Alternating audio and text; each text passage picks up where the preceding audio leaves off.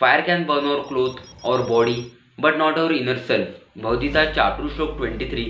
कृष्ण म्हणतात, आत्मा अविनाशी आहे, त्याला मृत्यू नाही.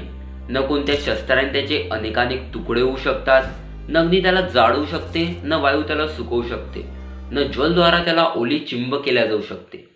आत्मा हे पंचमहाभूतांच्या क्षमतेच्या पलीकडची आहे. The learning that we get from this shloka is that most of our fear come from losing something, health, wealth, relation और इवन लाईफ इटसेल्फ.